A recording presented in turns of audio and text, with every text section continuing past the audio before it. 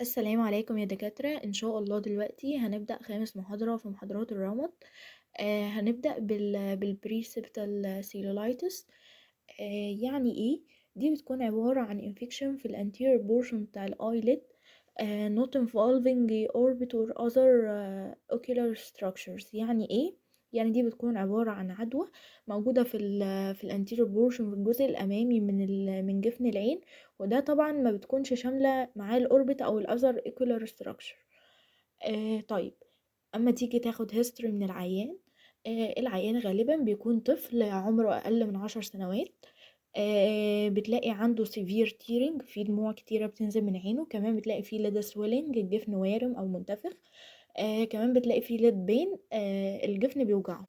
لما نيجي نعمل examination، أول حاجة هنعملها له هنعمل له ال VA. ايه ال VA دي؟ اللي هي ال visual accuracy، اللي هي كلنا لما بنروح عند دكتور العيون بنلاقي عنده لوحة بيضة كده معمول عليها دواير، بيقول لنا شوفي الفتحة يمين ولا شمال ولا فوق ولا تحت. فانت لما تيجي تعملها له هتلاقي ان الولد او الطفل ده نورمال، يعني هو شايف كل حاجة طبيعي.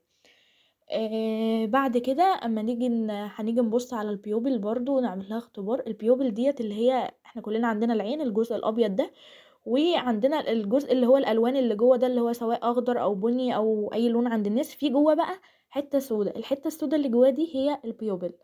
البيوبل دي المفروض ان هي مع ما تقرب لها الاشياء او تبعدها عنها بتلاقيها وسعها بيتغير، يعني لما تقرب منها حاجه تلاقيها بتوسع، لما تبعد تلاقيها بتضيق، وهكذا. فانت هتلاقي ان الحاجه دي ان حركتها regular reactive rounded، يعني هتلاقيها منتظمه، يعني ما فيهاش عيب. هنشوف برضو الاكسترا اوكولار موتيليتي، هنلاقيها نورمال with no pain. لو جينا بقى للجفن هنلاقيه ان هو فيه اديمة منتفخ، هنلاقيه tenderness، يعني لما تضغط عليه هيوجعه، هنلاقيه فيه hotness، سخن عن باقي يعني درجة حرارة وشه، كمان هتلاقيه فيه redness، يعني هتلاقيه محمر. طيب لما نيجي نعمل investigation او الفحوصات اللي هنعملها، هنطلب منه CT orbit علشان نستبعد ان في حصل orbital cellulitis، لان احنا زي ما قلنا ان ال precipitous cellulitis دي بتكون غير شاملة الاوربت. تمام كده. لو جينا بقى للعلاج، اما نيجي نوصف للعيان ده الادويه او نوصف له الروشته، بيقولك if non toxic patient هنديله analgesic، مسكن، هنديله anti edematous، حاجه عشان تضيع الانتفاخ ده، وكمان هنديله antibiotic. هنديله مضاد حيوي من عيله الاموكسيسيلين او الكلافيولونيك اسيد. الجرعه هتختلف اذا كان هو children ولا adult، اللي هو طفل ولا بالغ. بالنسبه للطفل هنديله 20 مللي جرام divided على كل 12 ساعة، يعني مرتين في اليوم. بالنسبة للأدلت، الشخص الكبير، هنديله 500 مللي جرام 3 مرات في اليوم. تمام كده. طيب ايه الأدوية اللي هنكتبها له؟ هنكتب له بروفين 400 سيرب، يا إما بروفين شراب 400، أو كتافلام 50 مللي جرام تاب. كتافلام، قراص كتافلام اللي هي 50 مللي جرام، هتبقى قرص أو معلقة 3 مرات يوميا، ودول كده هيقوموا بدور المسكن. بالنسبة بقى للأنتي إيديماتوس أو اللي هي الحاجة عشان الانتفاخ، فهنديله الفنترن تابلت، اللي هي أقراص، أو ماكسيليز شراب، هيبقى قرص أو معلقة برضو 3 مرات يوميا.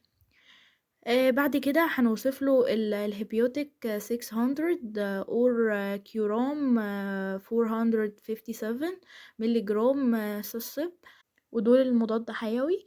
الجرعة طبعا هتكون حسب الوزن كل 12 ساعة، ومننساش قلنا لو أطفال يبقى 20 ملي جرام كل 12 ساعة، ولو بالغين هيبقى 500 ملي جرام 3 مرات في اليوم. كمان ما ننساش ان احنا هنقوله على شوية instruction او تعليمات يمشي عليها، ان هو يعمل كمادات دافية 4 مرات يوميا. بكده نكون خلصنا البريسبتال سيلولايتس. ندخل بقى على الموضوع التاني معانا، وهو الدراي اي او جفاف العين. اما نيجي ناخد هيستوري، العيان هيقولك ان هو بيحس بجفاف في عينيه، في دراينس، لما بيتعرض للهواء او للشمس او مثلا التلفزيون او شاشة الكمبيوتر او الموبايل او اللابتوب وهكذا. كمان هيقولك ان هو بيحس ببيرنينج، يعني في حرقان، في اتشنج بيهرش في عينه، في discomfort، حاسس ان هو مش مرتاح، في excess tearing، عينه بتدمع، في foreign body sensation، يعني زي ما قلنا قبل كده ان هو حاسس ان في شكشكة في عينه او رملة او تراب وهكذا. بالاكزامينيشن بقى لما نيجي نبص على الاي هنلاقي في وايتش فروسي discharge at the cancy، يعني في افرازات كده بيضة مقشطة زي ما بنقول عند اللي هي الزوايا بتاعة العين دي، اللي هي المكان اللي بيلتقي فيه الجفن اللي فوق بالجفن اللي تحت، على الناحية اليمين والشمال طبعا. كمان لما نيجي نصبغ بالفلوروسين ونيجي نبص بالجهاز اللي هو اسمه سليت لامب ده، هنلاقي فيه scanty or irregular tear meniscus seen as the inferior eyelid margin.